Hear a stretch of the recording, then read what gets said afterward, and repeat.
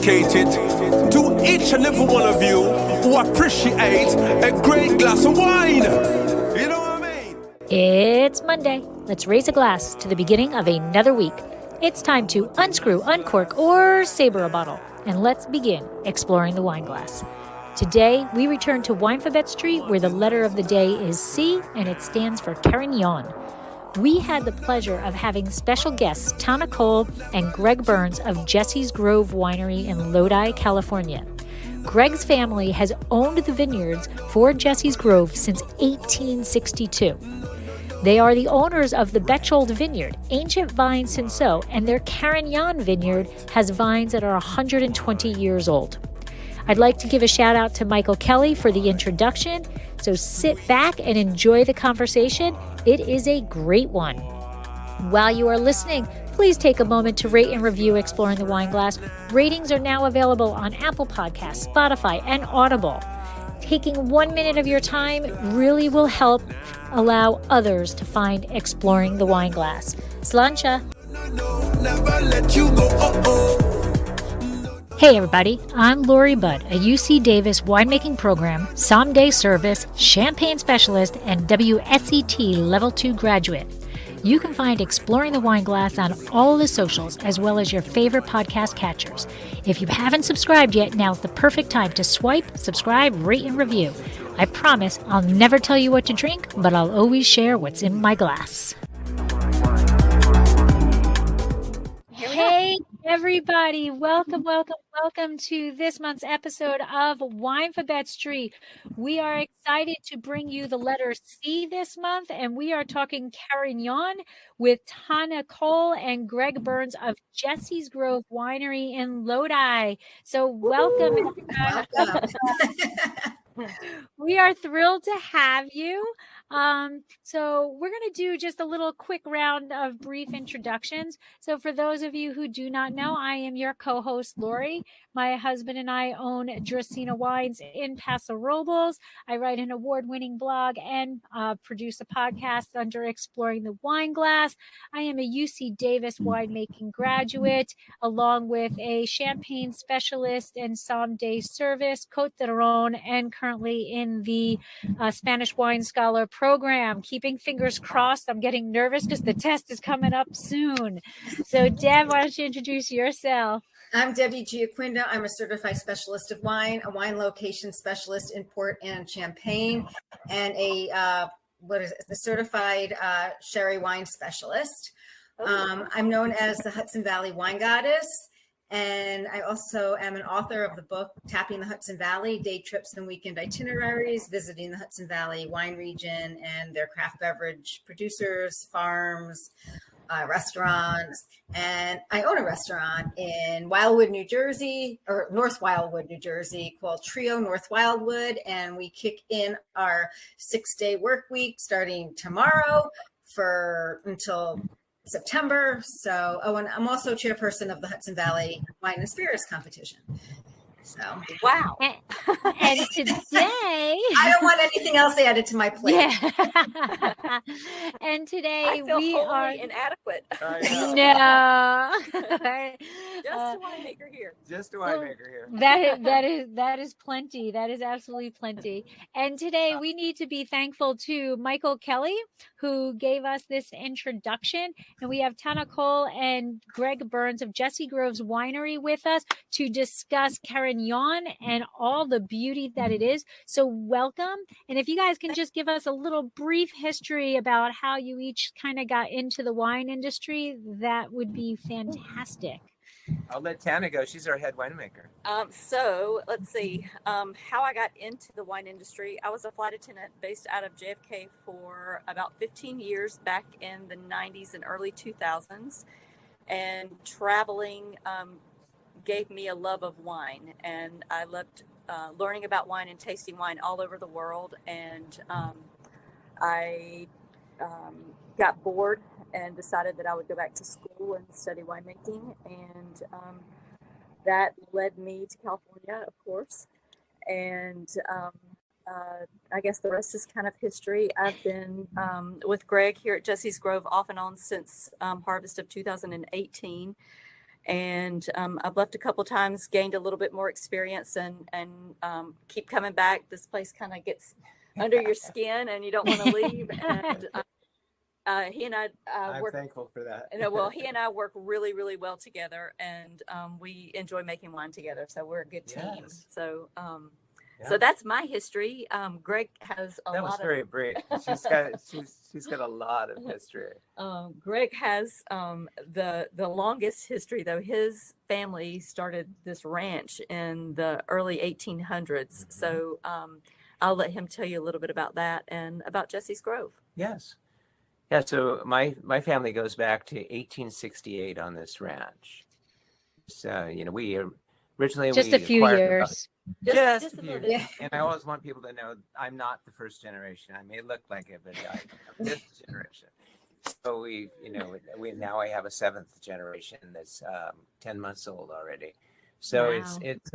it's a beautiful history. We've been growing grapes on this. We're German immigrants, and we've been growing grapes on this ranch since the 1880s. We have the oldest Cinsault vineyard purportedly in the world. It's called the Bechtold Cinsault. Google it, and it's a fabulous vineyard. We have a Zinfandel vineyard that goes back to 1889, and this is our third oldest vineyard. The Carignane. So it goes back to 1900, but historically, I've been back to the family since the 1990s, 1994, from other careers, and took up grape growing from my family and been on it ever since, and got into the winemaking as a home winemaker in 94. Commercially, we licensed and bonded, and I brought in a consultant, and I worked the winery from 1998 until now. So this is my 22nd vintage as a commercial winemaker. Wow. And a lot of history. Formal education was life education on winemaking. And That's the best kind. And Tana Yes. brings formal education, as well as she's a good MacGyver as well out on the winery side. I think you kind of have to be. You got to be around. Yeah, Well, that's that is wonderful, and we are excited to get into Carignane. So we're going to start our little introduction video, and then it's going to be time to taste and talk Carignane.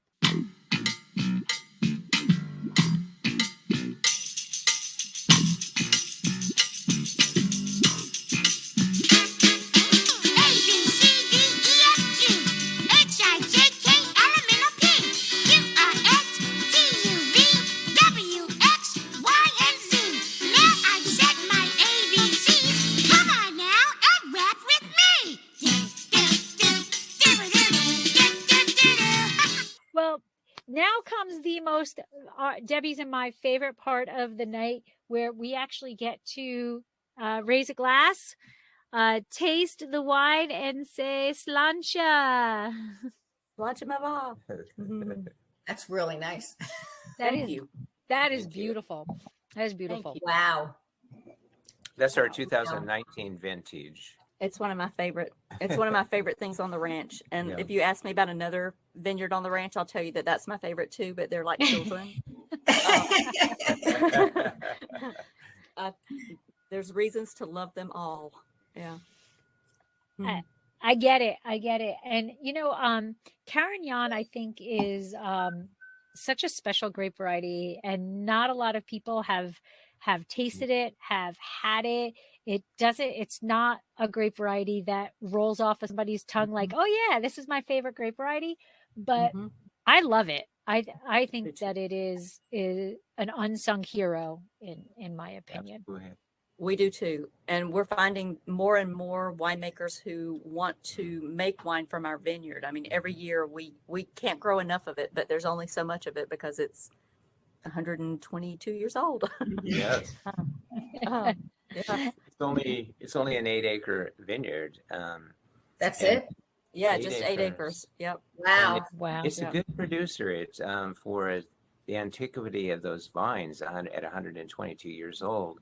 We still, as the grower side of me, we still have to thin and light canopy, do all the normal Wow. things Yeah. It's very, very much deficit irrigated. It's spent most of its life with zero irrigations. And the vines are over 6 feet tall. They're huge.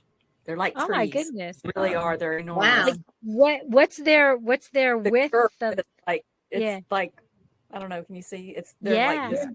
Yeah. The Oh my leaves too. The leaves are enormous. Yes, the leaves They're can be like- this big. Yep. Like almost dinner plate size. Yes. Uh-huh. Yeah. wow. It's beautiful. Beautiful. Wow. Jeez. So Oh, the we- the yeah. winery itself dates back. You kind of briefly talked about it, but Joseph Spenker. First of all, he rode cross country on a horse, like Yes, in 1862. So I don't know. All I could think about is, man, my butt would be so sore. Yeah. And I love horseback riding, but that's a lot of riding. That's a lot of writing. Right. But And he survived that. yeah, and he came to California, in hunts, of the gold mining. I wanted to be rich, but he kind of failed there, but was successful Did. in another route. So can you kind of tell us how he pivoted and how this plays role into your history? Oh, absolutely. That's one of my favorite things is talking history. Mhm. Outside of drinking wine, of course. But yes, he's one of 6 brothers in Germany. He wanted to come to California because in Germany, in northern, he was up in Elmshorn, Germany. It was very small, and he knew that there wasn't much opportunity individually. So he decided, I'm going to go all the way to California where they're scooping up the gold off the ground. So and then I can buy all the acreage I want. So he spent 3 years. He came to the U.S. alone at 17 years old, spent 3 years on the East Coast learning the language. As you said, on horseback, he hooked up with a wagon train and 156 days across country to Stockton, California, which was the gateway of the Delta waterway system for everybody that was getting into mining. He went to Murphy's. After he spent all of his money outside of what he had, plus his horse, and went to Murphy's, and he mined, and he got stiffed on the fool's claim that many others had. It was just like, this didn't pan out. Brag about it all you want. He believed in it. He gave up his horse to mine. 3 weeks into it, the old timers told him, "Son, you've been taken advantage of. It will never pan out." He realized it. So now at 18, 19, 20, probably 20 years old at this time, he walked the Murphy's Grade Road to Stockton, which would by car takes an hour and a half, an hour plus. So he was walking. He had $1.29 in his pocket. Caught a ride on a wagon for $1. 29 cents in his pocket. He ended up in Stockton, went to work for a farmer, and the farmer recognized his talent, made him a foreman. He was making $14.50 a month, room and board. Wow. As he built his integrity in confidence with his boss, he found that he saved every dime he had, and he went to the general store and bought all the supplies that he saw that they needed in Murphy's to survive as gold miners. And he borrowed a team of horses and a wagon from the farmer and sold it for 200% markup. Over the course of the next couple of years, he owned his own teams of horses and wagons, and eventually he was able to re-embark on turn 29 cents into 1,500 acres of land. Wow. That's a heck of a turnaround. Smart man. No, smart man. Yeah. Yes. Very never smart. give up. Never give up. Yeah. Well, Not like the you ride home from tenacity, right? You Mhm. can't. Yeah. The tenacity of it is just incredible. Because he is the matriarch of the ranch. He's the one that defines what we're about. And his daughter, Jessie, carried that legacy forward in her generation and preserved what he started here. The home ranch was bought in 1868, and he met his wife. He met his future bride he was settled. Now he needed to marry because he wanted to start a family, and he met her at a wedding.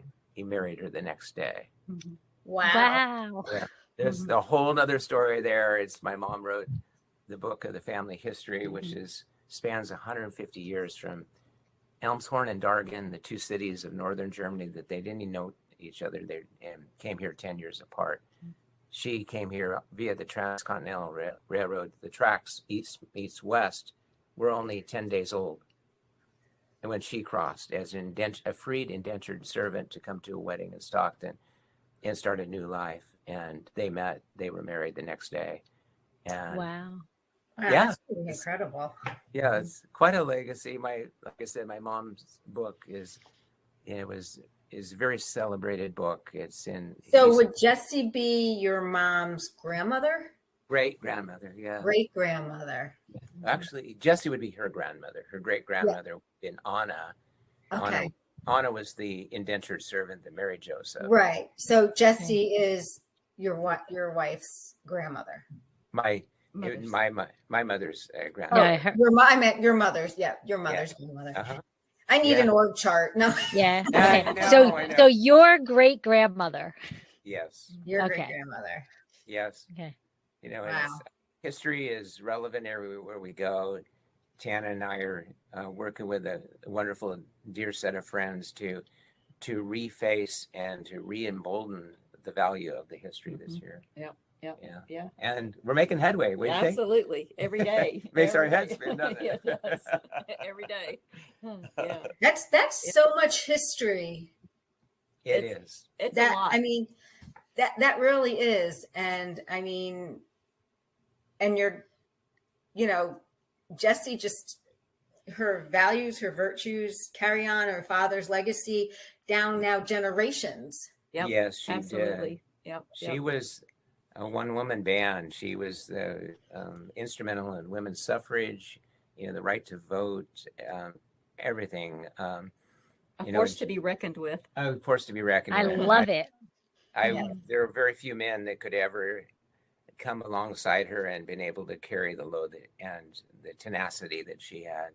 And that means that the story is intense and immense. My mom, I'd be remiss if I didn't say that my mom, who's now 91, is the one that tells the story, that history. She, since COVID, she hasn't been back out here, but she would sit with groups, 10, 15, 20 people. For which it will be on our website soon. We had it professionally done, telling her stories, and she tells it in first person character voice. The heroes and villains all the way through the history of Joseph and the history of Anna, all the way to the present. Oh wow! And this is one of her favorite wines, by the way. Oh, so she has good taste too. Yeah.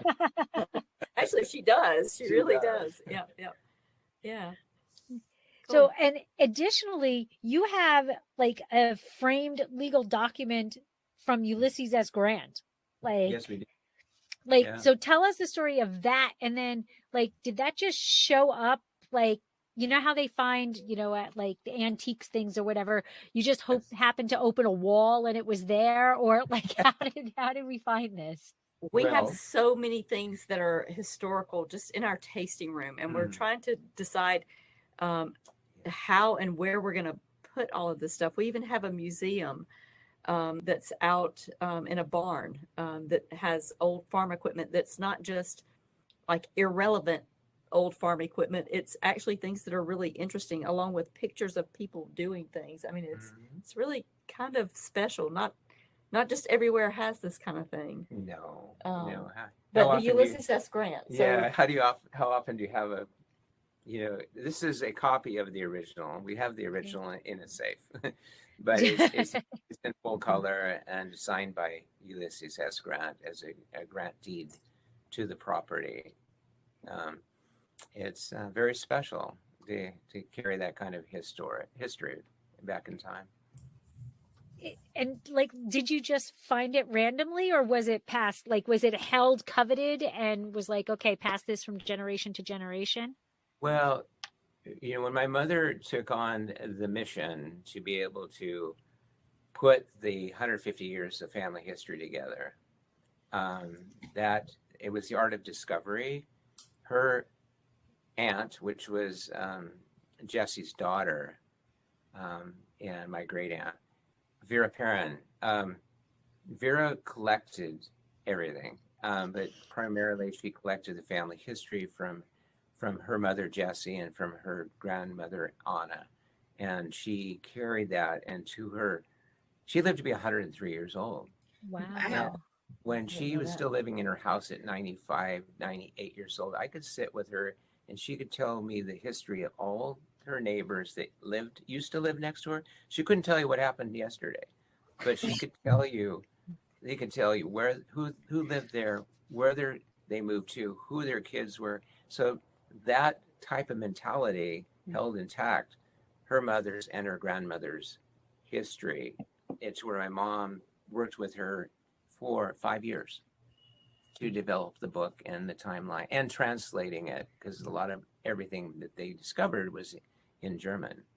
Yeah, so it was quite a legacy. But somewhere along the line, I don't know where this particular grant surfaced. It was probably in a lot of the archive collections she kept in her house. You know, very special.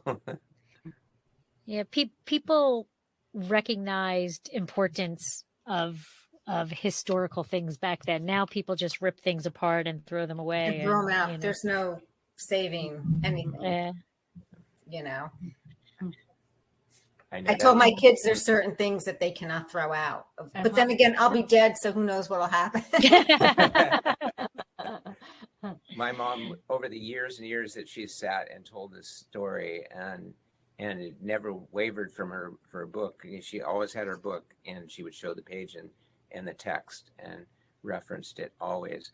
But it was, to your point, there were so many people that sat with her and said, I wish I had kept my documents. We had no idea that all these amazing photos, didn't know who the family members were. We just threw them away.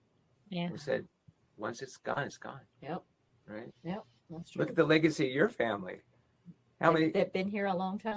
Tell us how long you've been in the States, your family. Well, they're from the East Coast, or Debbie, you're from the East Coast? Yes. So we both are. Yeah. So your family probably goes back a really long way too. My family helped settle Massachusetts in the 1600s. So, Oh, wow. Yeah. So I'm a newbie. so a long Wow. time, right? No, my grandfather came to the States in the 1920s. Okay. And my grandmother was already here. My other side of my family, I don't know. They came from Germany when Alsace was part of Germany. Okay. So, yeah. Yeah, a long time. We had a relative on the Titanic. Oh, that's cool too. Wow. Wow. Yeah. Yeah. Yeah. Yeah. Hopefully one of the survivors. Yeah. Oh. I don't think so. Not very many. I don't think so. Oops. The chilling experience. The name is on the manifest, and that's all we know. That's Oh. really cool though. My Wow. family were shipbuilders, and that's how they came. They were back and forth. So Oh, okay. that's why they were here, or why My great aunt wrote a book on our family. We had vineyards in Hungary and cool. and stuff, and she wrote a book on the whole thing. I was reading the best trashy novel about your family. Oh, that's cool. Yeah. That's fun. Yeah. So your guys are 6 generations in the wine industry, and that's pretty significant. Yeah. And how everything dates back. Yeah. And going on 7 in the area. Are you one of the oldest families? I would say so. Yes. For sure. I mean, there are a few other really old vineyards. I think the Kirschman Vineyard and the Michael David's history goes Lodi. back to the, I think, about the same timeline, Okay. 1860s, 1880s. Okay. Yeah, there's about 3 or 4 families, and the Metlers as well. Okay. The Metlers. Yeah. Oh, wow.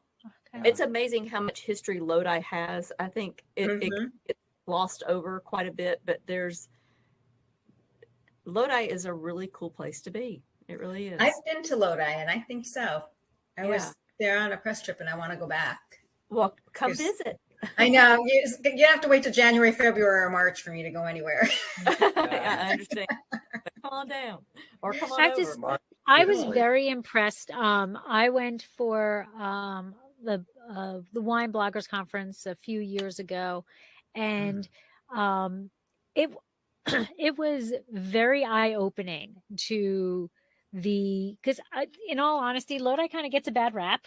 I agree. They get a bad rap, and bad raps occur because people get one concept in the mind, and that's what takes off, and people don't really experience it.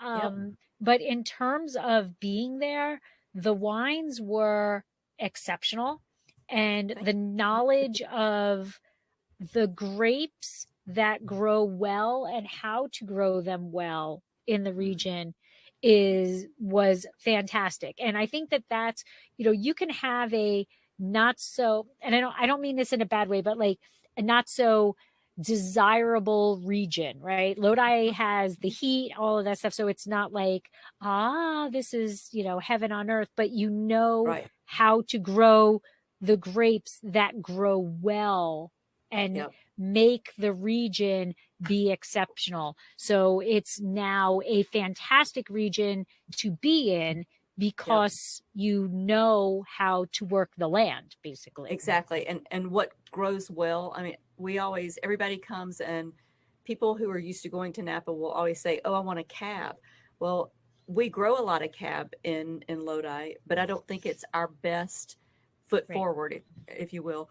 But we do grow Bordeaux varietals here that do well. Like our Petit Verdot is an award-winning Petit Verdot, and it grows really well here, and it produces a beautiful wine. We also do Merlot pretty well, and Malbec pretty well as well. But Petit Syrah. So it just depends on the varietals. I mean, like any region. So I think Lodi's gotten. There are a lot of things that will grow here, but like any other region, there are some specific varietals that do very well here and produce really good wine. And I think that Lodi takes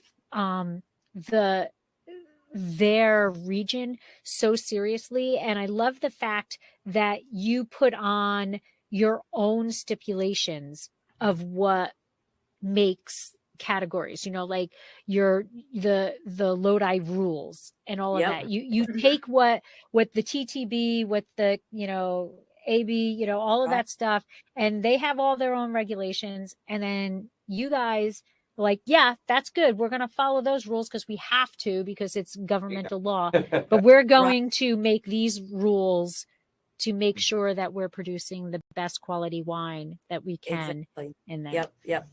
It's fun. Yeah, it is. It is important. Yeah, I agree. And now a word from our sponsor.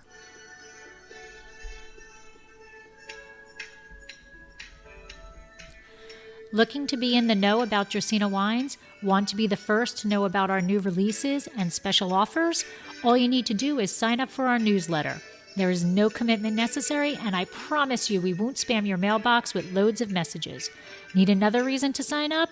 Quite possibly the best reason? You'll immediately get a discount code for 10% off your first purchase and be privy to newsletter-only discounts. Let Dracaena Wines turn your moments into great memories. Visit our website, www.dracaenawines.com, or use the link in show notes to sign up. It will take you less than a minute, but the rewards will last a lifetime. I think it was from the 1990s forward when the Lodi Wine Grape Commission really got some momentum going. Then we got away from the big winery format where we were the filling element to hit the big bulk programs, and we know who we're talking about when we say those big wineries. And that transformation from from the early 90s into late 90s, when we came aboard in 1998 into the early 2000s, and Lodi rules developing from there, we've evolved probably faster than most regions. because other regions like Napa Sonoma already had their signature. They are who they are, and they were hard to compete against, and we had no opportunity to be comparable or compatible. But by the early 2000s, there were a lot of wineries in Napa Sonoma that were sending fruit from over the hill to them from us into their programs, and in their Lodi appellation wines under their forte. Well, Lori, you're in Paso, so how do you feel about Paso and seeing that region grow up? Because I mean, that's kind of it kind of started that way, and now Paso has moved up in the world as well. Yeah, it is. It's exciting and scary at the same point. We have people who are moving in that it's good for the community, but is it good for the community? And there's that worried essence of, we want to be Paso and we want to remain Paso. And are we following in the footsteps of other regions that we may not want to follow the footsteps in? So it's an interesting time. I would like to hope that as much as the money is starting to come into Paso, the people who are being purchased are still sticking to their guns of keeping it Paso. And like my favorite neighbor, like that's big money now, but Eric is still involved in day-to-day things, making sure it's still Paso. And that's what I hope continues as we do it. But yeah, as a region becomes recognized for having quality fruit, other people are going to come in and want that fruit.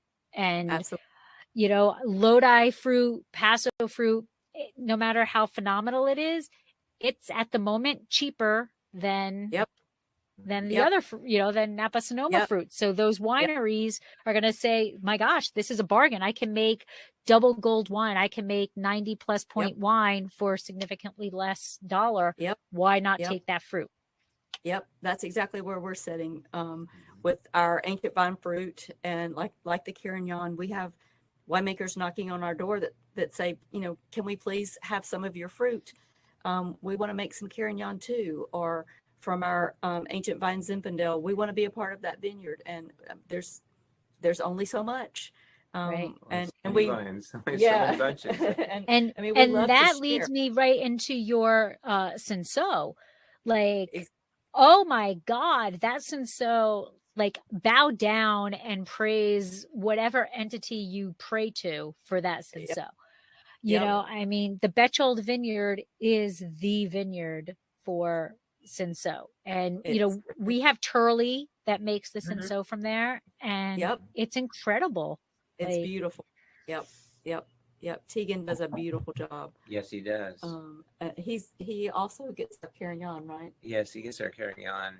Is it this? See, I didn't know that, but I love that wine too. Under his own label, under Sandlands. Yeah, that's right. Sandlands is his own label. An amazing guy. Yeah. I was the first person who wanted to listen to him to be interviewed. Yeah. He's brilliant. He's personable, passionate, committed, personable, and it's just like his boss Larry Turley. He stands out in the crowd. He's tall.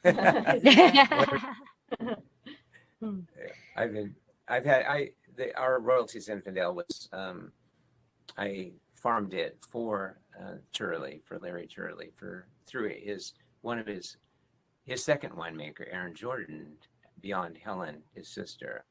He moved on to Aaron and really got connected with that family. So when Tegan came into the fold, it was so natural and nice to have the Turley loop back in our lives again. That's cool. It is honestly the the vineyard is, I don't think there is another Cinsault vineyard that is comparable to that. Like I don't that, think so either. that really is the, we're not worthy vineyard. Yep, definitely. Yep, we feel that way too. You need to put up some sort of statue or something so when people come to visit it, they can like bow down, get their pictures taken. I know. We feel that way about the Carignane vineyard and the Royalty vineyard as well. And when we take people, when we take people out there, everyone is amazed. I've had friends that have visited and want to name a vine because they're so excited about seeing the vineyards because they're unlike anything else that people have seen. They're really amazing. The best experience. Now, how many acres? You said you had 8 acres, right? Of the Carignane. 7.5. Yeah, 7.4. 7.5. Yeah, we do. The Royalty Zinfandel vineyard that was planted in 1889 is got about a half an acre of its 5 acre. It's only 5 acre block. Maybe a little bit more than half an acre that is also Carignane. And so, it kind of rounds it out. And it also has age factor to it. So it's not just 122 years old. It's now, there's some of it is potentially, when it's added back in, is 130 some years old. Oh, wow. How do you maintain vines that are so old? I mean, here in the East, we have to every year worry about frost and, replant and stuff. And these vines are 122 years old. I mean, how do you keep them going? Stood the test of time. Yeah. A lot of them are, the Carignane are falling over. And we spent a lot of time last year out in the vineyard staking them and propping them up. So that they could continue to be healthy and produce. The Royalty vineyard, the Zinfandel, it's actually a field blend. So we call it a Zinfandel vineyard, but it's really a field blend. About 85% Zen. About 85% Zen, that's right. And it has a little bit of Mission, a little bit of Black Prince. Thank you. I heard that. I heard you're pouring more wine. Music to my ears. first glass is empty. We like that about you. But maintaining the old vines, you probably can speak more to that than I can. Well, you've been out there helping me, girl. Yeah. It's a labor of love. We use, I don't want to use conventional metal stakes. I use wood stakes. I find a limb that's hanging low and bring it up to the right height and cut that stake off just at that perfect height with a notch so that when I tie it, it won't slip. It's like giving grandma a corset. A corset or a walking stick or a walking stick, a walker. A walker, yeah. It kind of looks like a vineyard full of walkers. Tender loving care. Does, but it's Tender loving care. It is TLC for sure. Yep, but when you see the size of those vines, the Cinsault, because of its age, its antiquity, is just you're walking into something that is pure history. It's humbling. The Royalty and the Zinfandel and the Carignane, you're walking in the equivalent of this, the Valley of the Giant trees, of vines. These are. Did you see Michael Kelly said that earlier? Did he? Just on the on the chat. Yep, that's cute. What is it? Greg LaFollette said of the Royalty and of the Carignane, he buys part of that as well. And he said the only appropriate way to walk into that vineyard is on your knees with your hat off and give homage. Yes. We're not worthy. Yeah. Exactly. We're here to learn. And it tells you something every year. I mean, it really does. I mean, it tells you, how much fruit do I need to drop? When do I need to pull these leaves? Yes. And it continually educates me. I mean, this is 30 plus years of growing, and every year up until the last 5 years, I think it was a humbling experience of, oh, did I get that right? No, I don't think I did. You know, how do you get the best from these vines? And now I think we're into a vein of communication and or a language that the vines and we speak together. I think so too. Yeah. Yep. Yep. Well, It is. I'm It's going to I like that. say that this 2019 Carignane, which there we go, spoke well to you, and you spoke well to it because Because We it are speaks humbled. well to us. and it has carried over to speaking very well Yes. to us, as Debbie said, because this is beauty in a glass. Mhm. Oh, Thank you so much. oh my gosh, it is. So can you talk us through the vintage, what it was like to make the wine, what you look for, you know, when you're making the final product, you know, tell us through how from vineyard to bottle what you had to do for this beautiful Yeah. wine. So grape to glass. Yeah, from grape to glass. So it's usually one of the last things that we bring in. It's one of the things that ripen the latest. So it's typically I don't know what number this one was, but I looked up to see what the 20 was.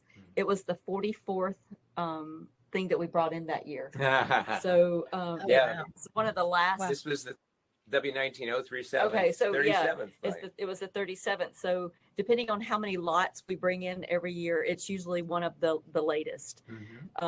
So it's late ripening, and it hangs there until the last second, until we just decide it's time. It's sugars are right, and we're happy with the way that it looks and tastes, and we bring it in and just give it some love, and then we let it age. I think Michael was asking how long do we let it age, and we let it age for about 18 months, and this vintage only has between 5 and 10% oak, so we're very light on the oak. Okay. This year seems to taste a little bit more acidic than others.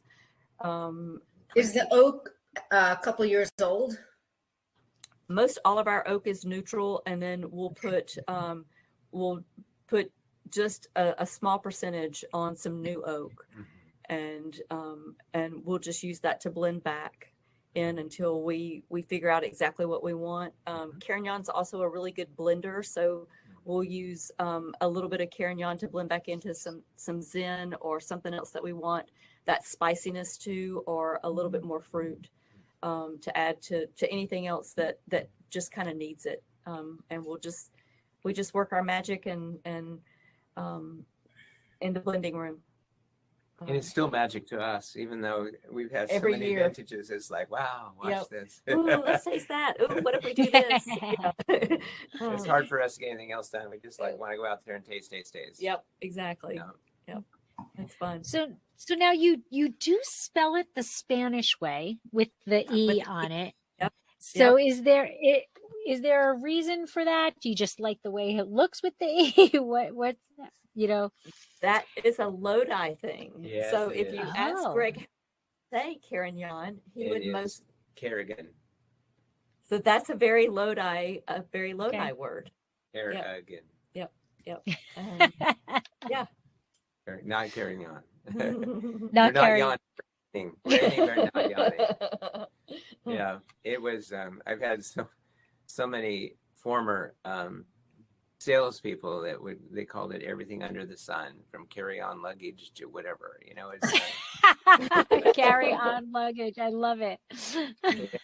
there were 3 names that I was going to give my daughter, who's Jessica, the mother of the 7th generation, and she became Jessica, but Megan was in their hunt, but also Kerrigan. Oh. If she become Kerrigan, she would have a real identity crisis with like, nobody can get my name right. And I think that honestly, in marketing, that has actually hurt its shelf space, because people don't know what it is. Yep. It does have. And it does go by a bunch of other names as well, Mm-hmm. Yeah. you know, all throughout the world too. Yes. It does. Correct. Yep. Yeah. Yeah. But we call it Carignan or Carrigan. Carrie. I do. I think that has a lot to do with not just Carignane in general, but like a lot of other grape varieties in the United States. United States people, Americans want to be able to pronounce what they're drinking.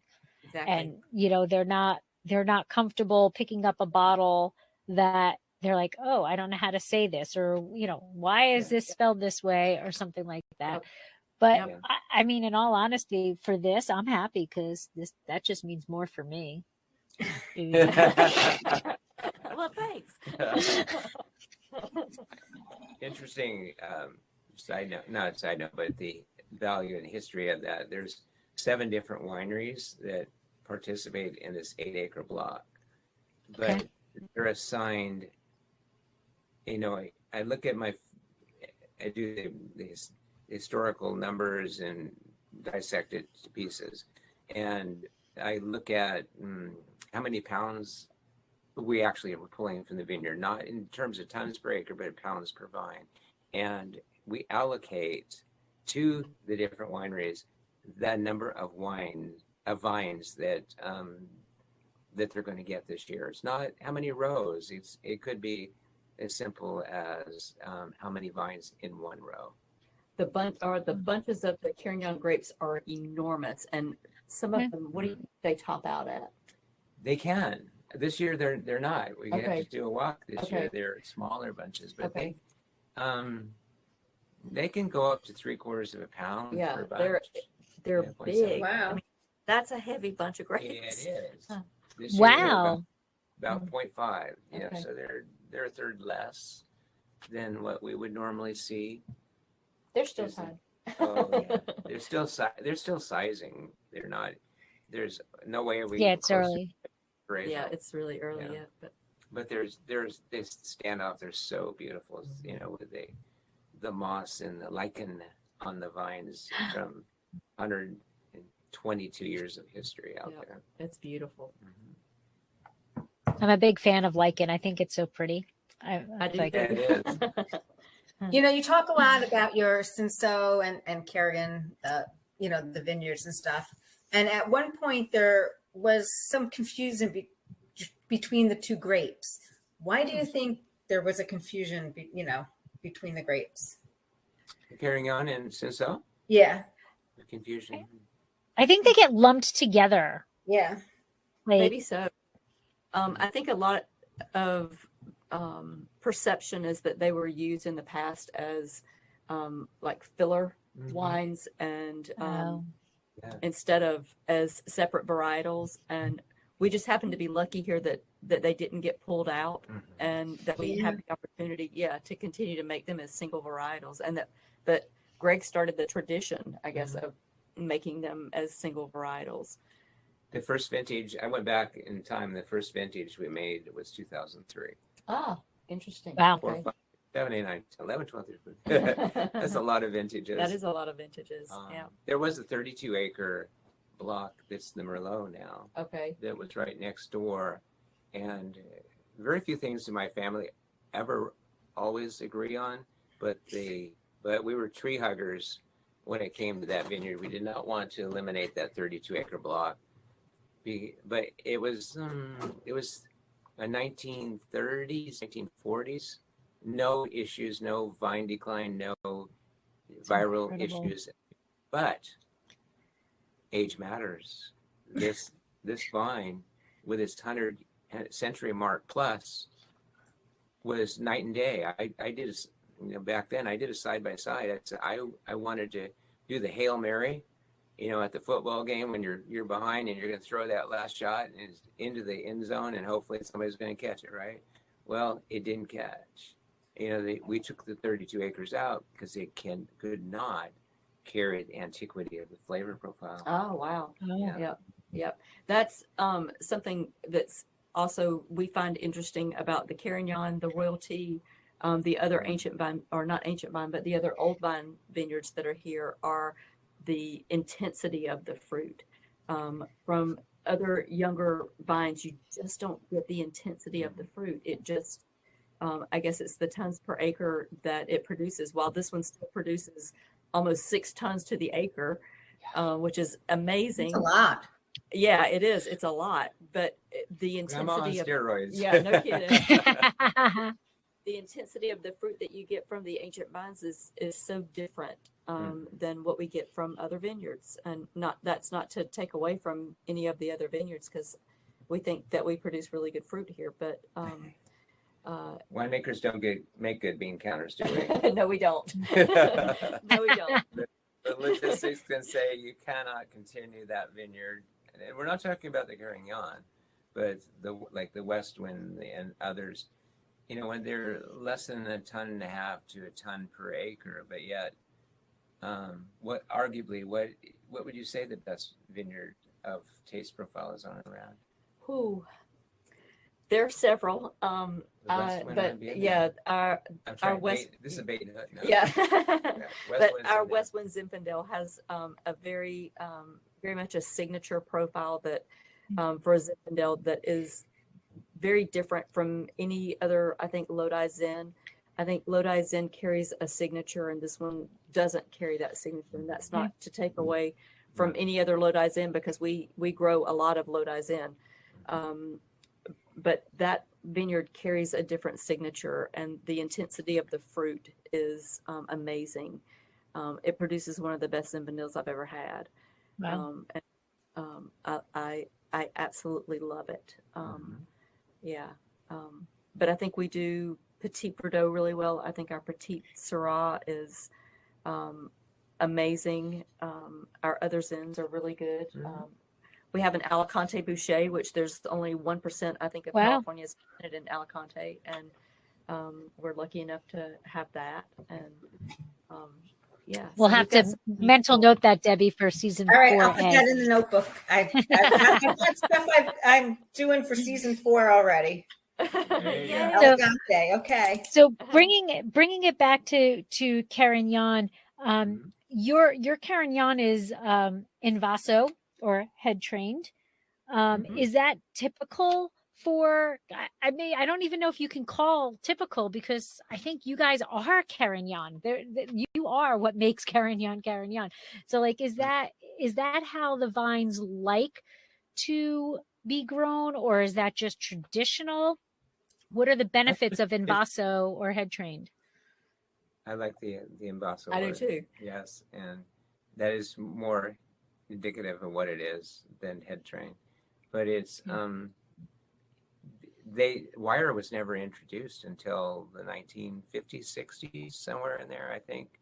Never became a signature aspect for putting trellising in until then, in the 1960s, 70s. So it's there was only one way to grow vines. Is it a better system? It's hard to know, because for this particular vine, I would say yes, absolutely, it is, and there's a reason why, and that's the age of these vines, and what I had to learn as a young grower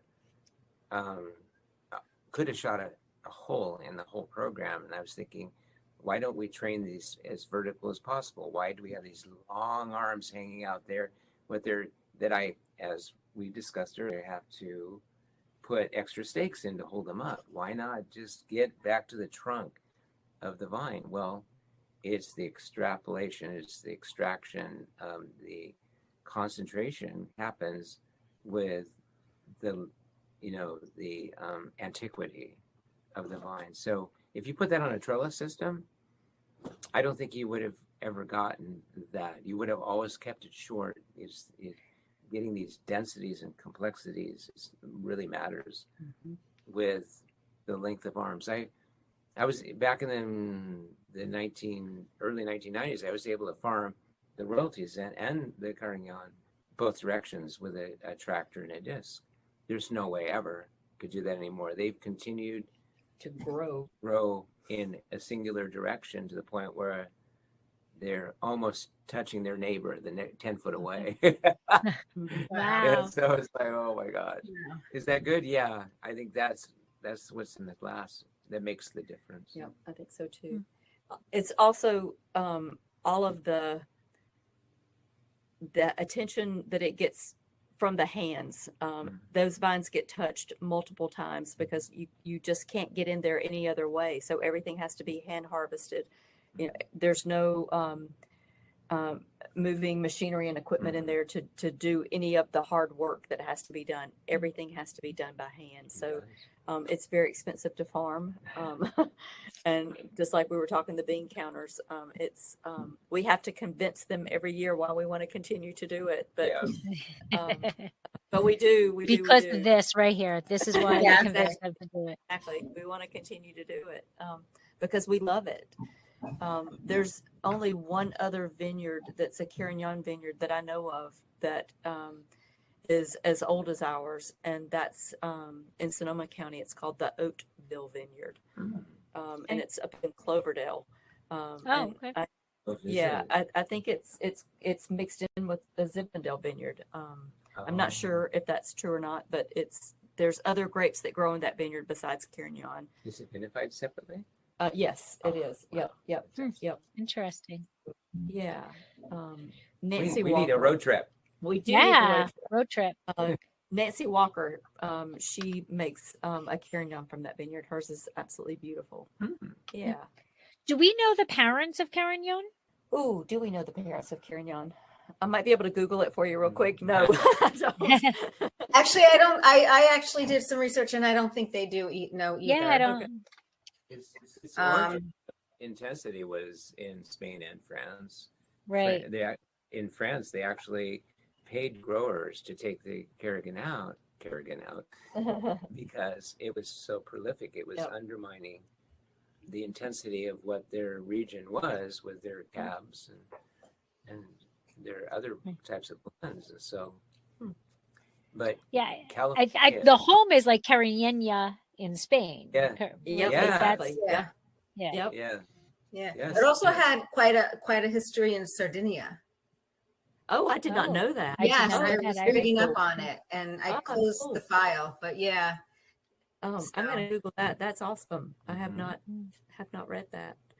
I know the red wines that come from there are supposed to be the ones that have the most resveratrol. So drink up. Another reason. Exactly. Another reason. Yeah. And because Carignane is a late ripener, does it pose any problems for you? Never. I don't think we ever. No. We have no issues with any mold. I mean, the fruit comes in every year. It's some of the most beautiful fruit that you could ever see. It's almost like it is susceptible to all that, the powdery mildew, the downy mildew, and all that. Mildew is his biggest weakness, and it's if you have any mildew pressure on your ranch, you better check there first. Okay. And so it's always problematic in that sense. It's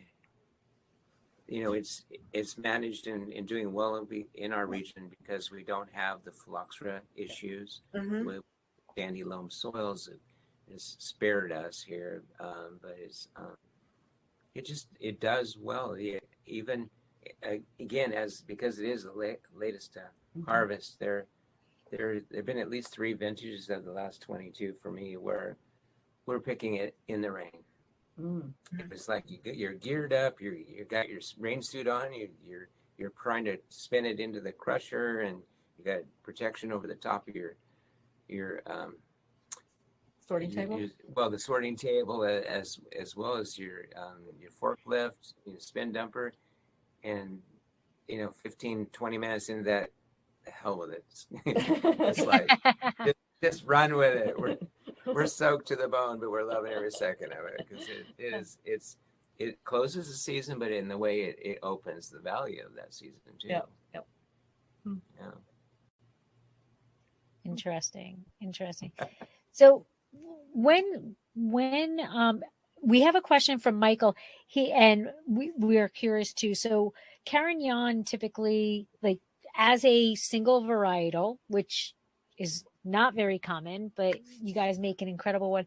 Like, what would you say is the aging potential of this wine? Because as I'm sipping it, the acidity is magnificent. Like there's just magnificent is the only word that comes to my mind, and that's not Thank you. that is not giving it justice, honestly. Thank you. But the acidity and the tannic backbone is so well implemented into the wine, and the dark fruits and the spice and the we're gonna go It's earthy. That's the earth, but it's Yeah. kind of like a like caramelly too. There's like a toasted caramel to it. It's so beautiful. So like, what if I can drink this now, and I'm going to drink a lot of it tonight. But what is the lay down period? What would you suggest in terms of how long this can lie down? On this 2019. I would say On this 2019, and then in general, what somebody can expect for a Carignane. You know what? I think, in my opinion, and this is just my opinion, I would say 5 to 7 years. I think because we do have a little bit more acid in this, it helps with the longevity, because it's going to soften the longer that we keep it in our cellar. But I think 5 to 7 years is Yeah, I totally agree with that. okay. I'll have to pull back some of the other vintages to see how far back we can go. See how they go. Exactly. Come on out. We'll jump into the library and see how far back we can go before we. Okay, All right, I'm on my okay, way. I'll come out for that. I'm on my way. October, November, December, I can do Monday to Thursday. Okay. Come on over. I've been known to come out for like 3 days. 4 days. We'll find you a spot. No problem. No problem. Cool. So what are the characteristics of the grape? So somebody that is new to the wine, what can they expect? The flavors. I mean, we're talking about baking spices. I think you get a lot of raspberry. Caramel. I got a little cigar box on it. Oh, I love Yeah. that. Yep. Our suggestion, Yeah. just took it. Yep. I love that, the meatiness and the earthiness of it. I think Yeah. that's one of my favorite characteristics of this wine. I like it because it's something that is unexpected. If you're one who drinks a lot of cab, it's unexpected. So it's not something that people are used to drinking. And sometimes I think the same thing about the Alicante Boucher. It's a flavor that's unexpected. So it pairs well with a lot of different foods. We always say that it's one of the best ones for Thanksgiving dinner because it goes really well with dressing or Cranberry relish. cranberry. We did a winemaker dinner that Michael helped with, and the chef paired it with venison, and it paired beautifully with that. That was something that was really nice. Michael is saying he's getting plum, fig Newton, earthiness, crushed berries, and Bing cherry. Oh, I love the fig Newton. The fig Newton, yeah. So I'm also getting if you've ever been like to the to the east coast of Spain, like the Jumilla region, there's that bramble, that rosemary kind of brushness.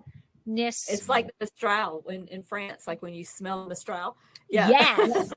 Yep, I love that. I'll often say that about some of the wines here too. That's cool. That's interesting that you picked that up. Yeah, it is so complex, but not to the point where this is a nerd only wine. No, it's easy drink. I was just gonna say it's easy. It's very easy drinking. I have that written in my notes. I mean, it's one of the two of the California characteristics of why Carignane was so popular with the big wineries was it came towards the end of the harvest cycle. So I'm talking like Gallo. It was huge. In case anybody didn't know. Yeah, I'm talking Gallo. So it was what it offered was the spice cabinet at the end of a long season. What name your varietal? You got 500,000 gallons in this tank. They have 1,000,000-gallon tanks. It's like, oh my god! And so what did the Carignane have to offer? It had, it was late harvest, so it came later harvest. So it came in with high acidity. It came in with intensity of fruit. Its fruit expression is undeniably accurate always. You can, if we aged a Zinfandel, any of our Zins, to that late of date, we would be into the prune and stewed fruit. Stewed fruit. Stewed fruit. If not, the younger vines would be in the Not to mention, what alcohol level would you be at? Yeah. And these, I think we're at like 14.2 here. So exactly. What is it? Our I don't have my glasses. You tell me. 14.21. Yeah. You were off by Nice. Oh, come on, girl. So I think we usually bring this in and it's still at like 25 bricks. So yeah. Wow. And now I did interrupt you. Debbie had asked the question of food pairings and suggestions, and she had mentioned that you're a vegetarian, Tana. So I'm interested in that because the big joke is I love wine, but I don't eat food. So I interrupted you. What are some of your favorite pairings with this Carignane? Wild rice and like baked squash, like an acorn squash. You're talking my jam there. Would go really well with this. I said venison because that's what the chef chose with. I think that was our 2015. Pork shoulder, I think, does really well. You know what? It really goes well with pizza. You were talking about that you had pizza. I had pizza with leftover bolognese sauce. We made pizza with bolognese. You know what? Sauce. It would go really well with bolognese sauce. Yeah. So it's versatile, and I think that high acidity makes it more versatile in some ways. I don't know. I love it. Just about anything would make me happy with it. Greg, what about you? What are you pairing with this? I agree with she is a vegetarian. I'm a meat guy. So almost filet mignon, I think, would really work well with this as well. I can see that. Yeah. It's definitely the Thanksgiving wine, with the turkey, especially. Now we have ham at Thanksgiving too, and this would do well with ham as well. We have ham like a fresh ham. Yeah. It's just it can meet a lot of food types dead on center and run with its own expression. It's definitely carries its own merit. When you taste, if you're acclimated to wine tasting, which we all are, it's just like, oh, that's a Carignane. I think it could be even risotto, all kinds of like a good risotto. Awesome with that. Yeah. So this is a side bar for everybody else, but for me, this is like a main course. Dried herb roasted potatoes. Ooh, okay. I would do that all day long with that rosemary. Right? Oh my gosh, with that rosemary. Oh, this is like, I know people put that as their side dish. Paul makes that all the time. That's my husband. That's his favorite side dish. Good. That sounds roasted amazing. Potatoes with fresh rosemary from the garden, and oh my gosh, time. Calling for that. Red potatoes, roasted with olive oil and then slightly smashed, with the. Ooh, there. Yeah, absolutely. It brings up that brambly, that those herbs that are in here that are just incredible. I am just in love with this. Yeah. Oh, Glad you're enjoying And it. there's I even really am. I just might have to stay in my office here all night and finish the bottle and not share it with my husband who's downstairs. there's even like blueberry on on the back end of it that like every time I put my nose into the glass, there's another aroma that You get a little bit something else. Yeah. I like the little bit of raspberry that I get too. Yeah. I get the baking spice, but a little bit more cinnamon is more pronounced. Mm-hmm. Yeah. And Michael is suggesting a paella. Ooh, I like the idea of the yes. Yes, good choice, Michael. Yes. you. Yes. Lots and lots of suggestions for Carignane. And this is just such an easy drinking, versatile, food friendly wine.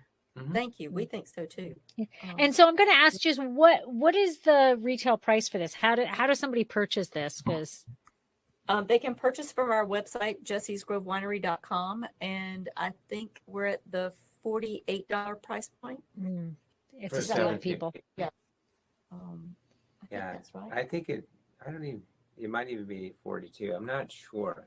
Either way, it's Well worth it. worth. Yeah. Thank you. Yeah, it's Well very, worth every cent. yeah, Thank you. like Tana was saying, there's only 2 vineyards that we know of, ours and the other one that she mentioned earlier, that reside in that antique aged category. And to me, that age absolutely matters on this varietal, as well as Zen. You can't get that kind of quality unless you're hit the century mark or further. Right. We're at $45. There you go. 45. That's incredible. Right in between the 48 and 42. Right. There you go. Yeah. That's why we work good together. It's a median. Just for that. It is absolutely stunning. The wine is absolutely stunning. And Thank you. again, I have to thank Michael Kelly for introducing us. Yes. to Thank you, Michael. Thank you, Michael. We thank Michael too. Yes. Thank you, Michael. Absolutely stunning. And so I do want to go. We didn't talk a little bit the beautiful horse that is on the label. What's the story behind the horse? Most of the vineyards, or not most, but many of the vineyards that are here are named after horses that have been associated with the winery, or not with the winery, but with the ranch. And so we've kind of adopted that as our, I guess, our logo. And our West Wind Vineyard is a Zinfandel block that was named after a horse. The Fancy Quest is also a horse that was associated with the ranch, and the actual label for that wine is Greg's nephew, who is on what's her name, Tamarla, which is the daughter, I think, of Fancy Quest. And to a national level in cutting horse, he is considered highly ranked in the professional circuit for cutting horse trainers. He actually, I think it was 2 years ago, he came back from Texas, I believe. He won. He got second place in the worlds. Wow. That's how good he is. And Talarla, it's fun when you're all about history. yeah, And you're representing Jessie's Grove as history. And here is the great grandson of Jessie on top of a horse that is the daughter of Fancy Quest, the name of the label. Wow. And what is cutting? What is a cutting horse. Cutting horse is cattle related. They work in a large corral, and there's a herd of cattle in there, and you have to as the rider in the competition is solo, you have to pull away from the herd 3 or 5 different cows, heifers. Oh, wow. Okay. And then you isolate it down to one, and then you're graded and judged upon your horses and your skill as a rider to dramatize keeping that one cow, her heifer or steer, away from the pack. Everybody else. And that's the Wow. only thing they do is Wow. get back. And these horses, some of the deep cuts and almost the horse is almost on the ground, going left, going right, speeding the cow down the rail away from the pack and stopping, turning.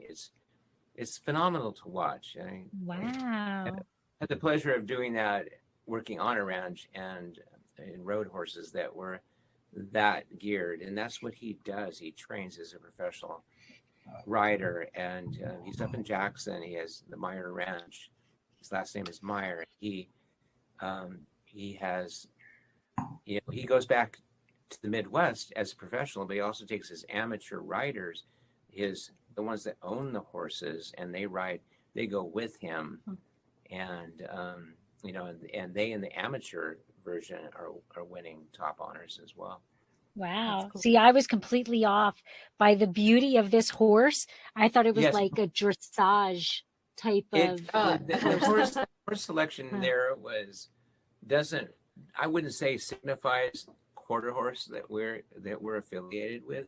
It's more a dressage type of horse, but it's the emblem itself, just having the horse emblem aspect, is because our ranch is built on horsepower, and I don't mean tractor, I mean horse. We go back to the 1860s on this ranch, and we had teams of 40 to 50 horses here all the time. That drove the big harvesters, as in wheat harvesters.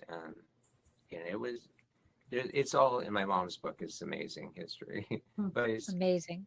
so that's what we're about. And naming it after horses is just a natural occurrence. Beautiful. And so how can people find you? How can they come taste with you? What are your tasting in our post-pandemic world? Post, I love it. Yes, post. We like the word post. Yeah. Come on out to Lodi. We're open every day from 12 till noon, or what is it, noon 12 to to 5, yeah. And then, We don't work in the tasting room, can you tell? that's their We're open We're- sometime. Yep, We we're make open a noon to wine. 5, and on Saturdays and Friday and Actually, Saturday. Yeah. Friday and Saturday now we're open until 7.